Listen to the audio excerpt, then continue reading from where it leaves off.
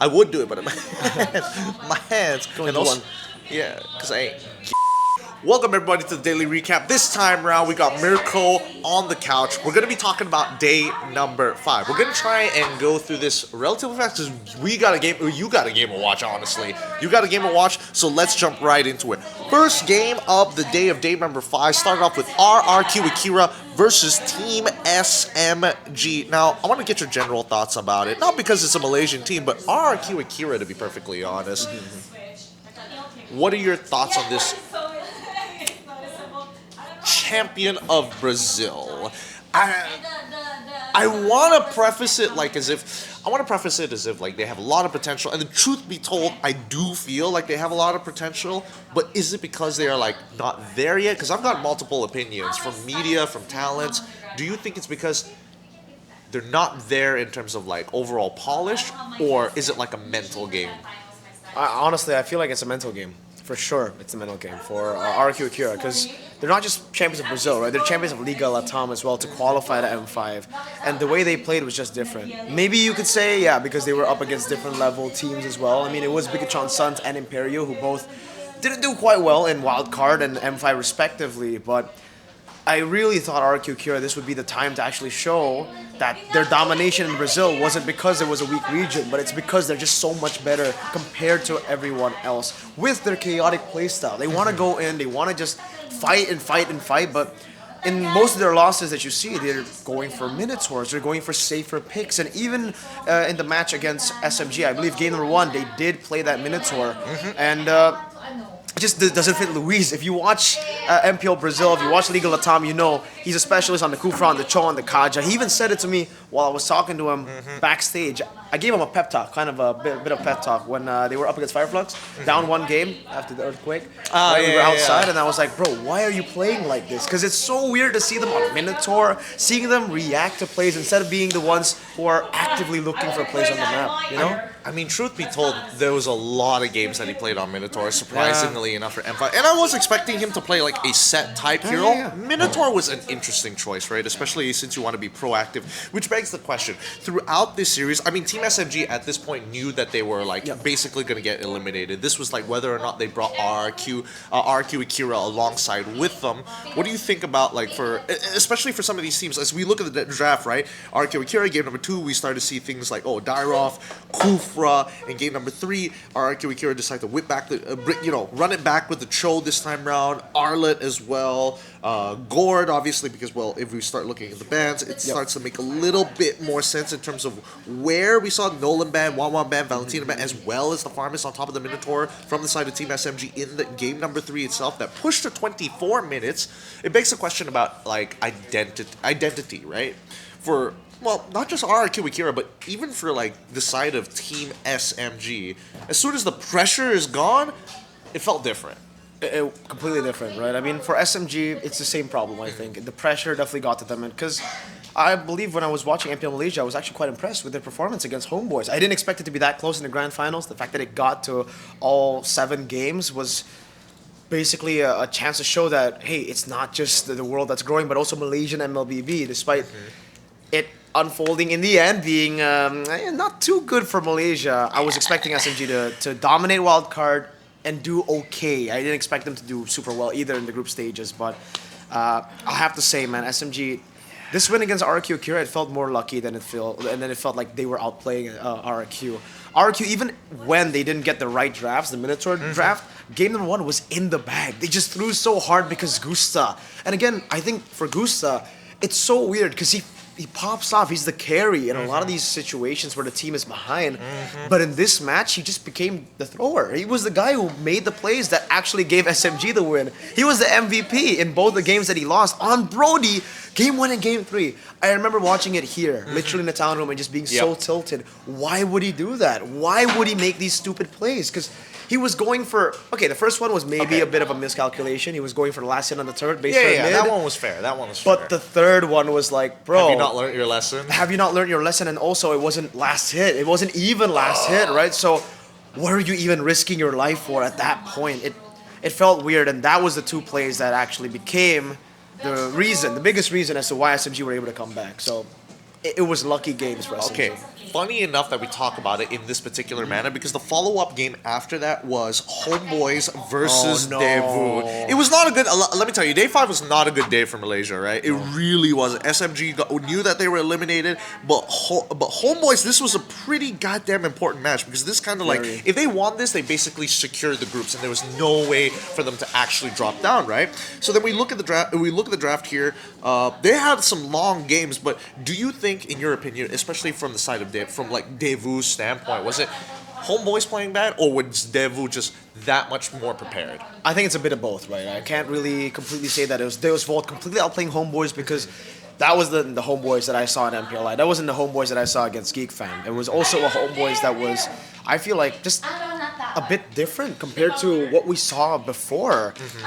The way that they were playing, I don't know. It was strange. I got to talk to antagonists as well behind the scenes in the hotel, and he also just said that it wasn't the team. It wasn't the same kind of playstyle that they were going for. They were making so many random mistakes, and it's fucking sad to say, but maybe it's also a mental problem. At this point, it's such a repetitive reason, and at this point, like, I don't think we can even use that as a reason, right? Like, at this point, pro players will have to deal with it mentally. If mental is still a problem, it's a kind of a pussy excuse now, right? I mean, we say it. I mean, yes, it is a pussy excuse, but at the same time, it's like it's a very real problem. It is, it's a very real struggle to deal with. But it's been so long, man. Like, Malaysia's been in this scene for so long. I don't think there's no more room to say that, it's the nerves. Oh no, Zorn's a veteran player and he underperformed. Yeah. We just can't say that anymore, right? I mean, as much as we want to give copium to the region, as much as I want a new champion, I was actually rooting for Homebois. Usually you don't see me rooting for Malaysian teams, but I love the way they played, Homebois especially. Yes, no, I agree with you. I definitely think that both SMG and as well as Homebois really found their stride during the regular season, right? And the Homebois that we saw fighting against Devu was pretty much like last season when they had they were struggling. They were struggling with their own personal issues, but you can clearly tell that it affected their gameplay. And it's like obviously you want to give them benefit of the doubt, but at this stage, can you really at the same time? That's why that's the sentiment with the community as well. I think that the MY community is focusing on a couple of the wrong things, but at the same time they do bring up a couple of good points in terms of like whether experience or at the very least mental, like coming in with a sports psychologist might make a difference here. I don't know about you, but like how much will a sports psychologist really change the game overall, right? Because even SMG had a sports psychologist, but was that really the issue in comparison to the Homebois, where it's like they don't have communication problems, so therefore it had to be, right? Process of elimination. Well, according to antagonist, right, when I was talking to him, he actually did, the first thing he mentioned was, I think we need a sports psychologist. Literally, so right on cue, right on topic there. That's what antagonist said. I think for a lot of teams who lose, who don't have sports psychologists, that's really going to be one of the things that they will say. We need to fix on the mental, etc. But then I get to talking to some of the teams who actually have sports psychologists, and they'll say, nah, it's not really necessary. I mean, this is just a bonus, like it helps the players, sure. But it comes down to just the individual players. Because even if they have a sports psychologist, if he tries to teach and make the players implement some of these strategies to actually help mental, it comes down to the player. The player is he willing to learn? Is he willing to improve? Is he willing to change his mental state? Because if he isn't, the sports psychologist is useless. I think that's fair. That's a fair argument. Okay, I'm going to give you a hot topic on this one. And this has been circling around the community amongst MPL and MY. Do you think when do you draw the line between player opinion and coach opinion, right? This one is different. And I think even for like Indonesia, you guys struggled with that, with things that happened with Zays, for an example, and even Adi as well. Like, people, Arcadia, Arcadia experienced that too, where it's like the real question is, when do you listen to your coach and when do you kind of drop ego, right? And then sometimes, do you trust your coach that much? It's a seesaw. It's a very fine balance to have, but I also think it needs to be talked about before we blow through the rest of these. It definitely is. It's a very good topic to talk about. I think this topic, we can take hours just discussing a whole about, podcast, a whole podcast for but sure. like, hot take. What is your take on this? Well, my take is very optimistic. It's very like ideal. My take, right? Because it's definitely not what every team can do. Most teams, they have their own personalities, they have their own ego, they have their own problems, and therefore it becomes really hard to tell, right? Like, when is the coach right? When are you right? It's a very gray area, especially when it comes to MOBA games. Yeah. There's going to be a lot of explanation, a lot of arguments with the coaches. But based on what we have seen, teams that are actually like popping off hard, Okay. are teams like Onic. All right. Teams where both have mutual respect for each other, both listen to each other. Let's say Yeb tells them to pick this hero, the others will say, nah, I don't think it's really that good. And the coach and the player will try to think together to find a solution, to find the best pick possible in that moment, in that game, in the draft. And it goes to this, like, it basically is the same way for how they play. For when they do VOD reviews, Okay.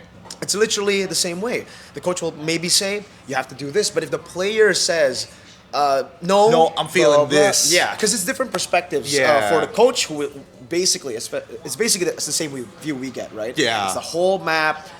We get to see everything bright. But for the player's perspective, locked screen as well, it's very difficult. So both have to try to understand one another. It can't just fully be, oh, you have to listen to the coach whenever it becomes strategic, whenever it comes to the draft. And it also can't be, oh, I'm just the coach. I have to let the players do their thing. I have to fully listen to the player. Both have to have mutual respect, and that's Okay. what's so hard. Okay. It's a gray area for sure. I was hoping there was a little bit more one or the other, which I was hoping to get from you. But Yeah. I appreciate the opinion. Now, empath moment, right? You're either a player or a coach. Who takes that responsibility? What, sorry? Who takes the responsibility when things go wrong? Right? If you were in both situations, right? When do you start? Because at the end of the day, somebody's got to take the blame for it. You start pointing fingers and things are going to get messy, but who should take the blame in these types of situations? Depends on the games. If it's the Akira game, it's fully on Gusta, right? But if it is the draft problem, like let's say the Homebois situation, then maybe you can point the games at the coaches, because I believe for Homebois as For well. the it is- Fulvius mid on game 3? Yeah, I believe they try to force a lot of the metas, that. I mean, it makes sense. I understand it, but still, maybe on the main stage in a big game like this, it isn't time to actually experiment, to actually gamble on that game itself. But it comes down to just how you look at it. If for Homeboys, I actually know how it works in the team. I think, right? I mean, based on talking to them, Yeah. the coaches have the last say when it comes to the draft. So Yes. if the drafts are problematic, and the coaches should take responsibility. And I think for Antagonist as well, he said, I mean, when the drafts are bad, we take responsibility. It can't be on the players. Yep. I think that's fair. People got to be accountable. All right, let's blow through the rest of these. Onic, see you soon. It was a stomp in favor of Onic. And the thing about it is that you would imagine that teams at this level, AP Bren and especially Onic, throughout the group stages, you're expecting these stomps to be hard. 1752, 2059, like these games are pushing past the point where it's getting into the ultra late game, despite having like sometimes significant leads. Yeah. I'd say the meta is in a really weird spot where even when you have a 10,000 gold lead, it isn't as snowbally as it was before. It wasn't as like, checkmate, I'm gonna stat check you, I can do whatever I want. Exactly, because back in M4, I remember if you have a 10,000 gold lead, it's done. It's right? done. It's Unless over. you make a giga mistake, it's not going to happen. But now, it feels like even if you make one mistake, you lose one member, everything can just turn around completely. And I think that's what almost happened in Onyx See You Soon. Yeah. Onyx were controlling the game for the most part. I would say 10,000 gold lead, 8,000 gold lead. In the early game, neutral objectives, the way that they were pathing, it just felt like it felt perfect for Onic, right? Yeah. But they weren't able to end the game. And I think that has to be also because See You Soon are really good. I think they're definitely their underrated. whiff punishes on Keyboy specifically, Yeah. like that's got to be so annoying for yeah. Keyboy, because he's like okay, I'm expected to die, but at the same time, not like this. Yeah. And what I personally think is after game one, See You Soon were like, all right, this is going to be tough. We need to try to save some strats as well for the knockout stage. Because I think despite them having the confidence, despite them having like a mentality where we're going to win against Onic, once reality kicked in, maybe they were like, all right, let's shift gears. Let's focus on what we can do in the knockout stages and let's not try to force bringing out everything we have in this match to beat Onic, because it seems like a far-fetched idea right now. As they go and progress through the knockout stage, there is no doubt in my mind that they will improve and they will find a moment where maybe they can capitalize on the momentum.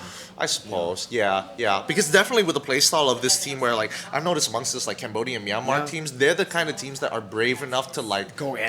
not really just go in, but like body you. And if they don't feel any pushback, they're just gonna keep on doing it until you put them in their place, and they're like, oh, okay, there's some retaliation. We gotta like calm down for a second before we try this again, right? Yeah. Which I like very, very much with these teams, and I'm hoping that Malaysia and as well as NA kind of adopt that mentality because we are sort of like in that same position. I think you have that mentality. It's just the when they play on stage, they shit the bed. Right? Okay.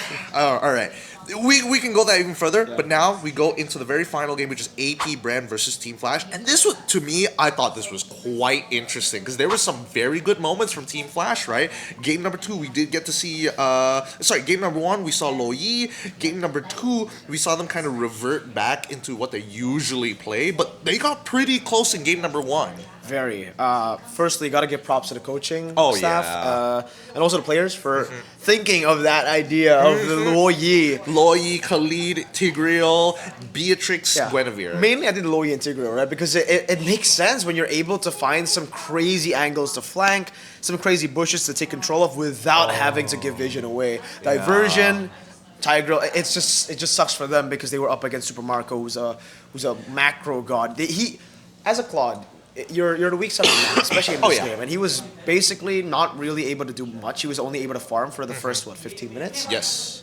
And he was able to stop any sort of ambush every single time by hitting the creeps, getting the creeps to walk up, by just throwing a skill one, and getting the passive to understand, oh, there's a few players in there.